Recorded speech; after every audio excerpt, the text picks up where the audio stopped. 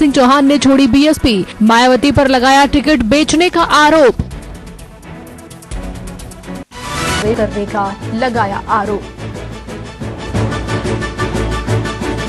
आपके साथ खबरों की शुरुआत यूपी से आ रही एक बड़ी खबर के साथ, जहां लखनऊ में बीएसपी प्रमुख मायावती की रैली हुई है। कांशीराम की पुण्यतिथि पर मायावती का चुनावी शंखनाद इसे माना जाएगा, क्योंकि सीधे सीधे इस रैली में यूपी सरकार और केंद्र सरकार को मायावती ने निशाने पर लिया है।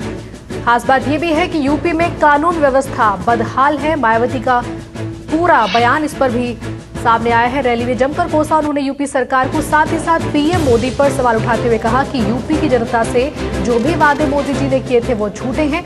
यहां कांग्रेस को भी कोसा, यूपी की जनता के साथ कांग्रेस ने भी धोखा दिया, यानी कि कांग्रेस, सपा और साथ ही साथ मोदी तीनों निशाने पर मायावती के रैली के जरिए। जहां कानून व्यवस्था की बात भी की यूपी में, साथ ही साथ पीएम मोदी की तरफ से इस तरह के वादे किए गए, उससे यूपी की जनता को विश्वास था कि कुछ तो होगा यूपी में, लेकिन उस तरह की तस्वीर बनी नहीं। कांग्रेस ने भी जनता के साथ धोखा किया। ये बसपा सुप्रीमो मायावती की तरफ से चुनावी शंखनाद।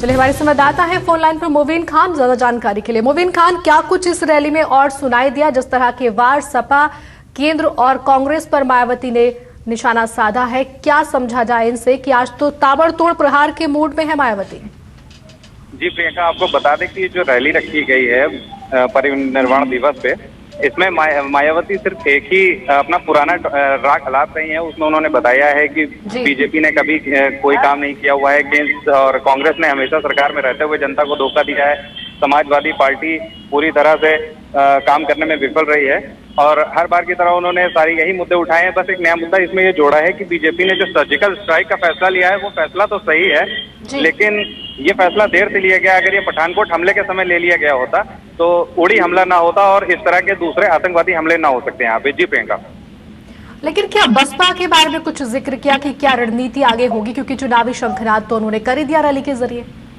जी, उन्होंने बीएसपी को मद्देनजर रखते हुए ये बात बोली है कि जो भी बीएसपी का कार्यकर्ता है वो इस बात का ध्यान रखें कि बीजेपी और समाजवादी पार्टी ये दोनों अपने इंफॉर्मेशन टेक्नोलॉजी के ग्रुप के जरिए लोगों में शंका पैदा कर रहा है कि बीएसपी का वोट बैंक कम हो रहा है, बीएसपी के लोग, बीएसपी के नेता उनको छोड़ के जा रहे हैं, जिससे कि बीएसपी का वोट कम हो सकता है। तो इन सब शंकाओं से दूर रहें, इन सब जो अफवाहें उड़ रही हैं इन सब से दूर रहें और बीएसपी के साथ में रहें। साथ ही उन्होंने ये भी कहा है कि मुसलमान इस बार बीएसपी में ही आस्था दिखाएगा और बीएसपी पूर्ण बहुमत की सरकार बनाएगी।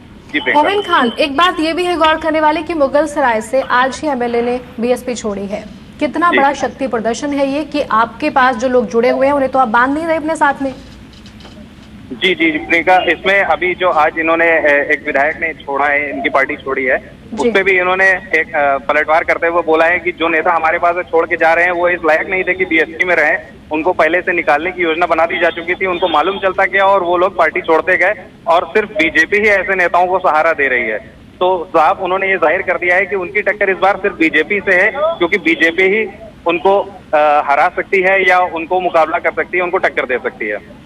चलिए, बहुत बहुत शुक्रिया मोविन खान हमारे साथ फोन लाइन पर मौजूद थे। हमारे संवाददाता कि किस तरह से मायावती तीनों पर तो बरसी ही, सपा, केंद्र और कांग्रेस पर, लेकिन बड़ी बात यह भी कि यूपी के लखनऊ में जहां एक तरफ बीएसपी सुप्रीमो मायावती महारैली में अपने कार्यकर्ताओं को संबोधित कर रही थी, तो वहीं मायावती पर उन्हीं के पार्टी के कार्यकर्ता आरोप लगाते नजर आए। दरअसल बीएसपी के मुगलसराय से विधायक बब्बन सिंह चौहान ने इस्तीफा दिया है और मायावती पर आरोप लगा दिया है कि मायावती ने टिकट के नाम पर 2 करोड़ रुपए की मांग की।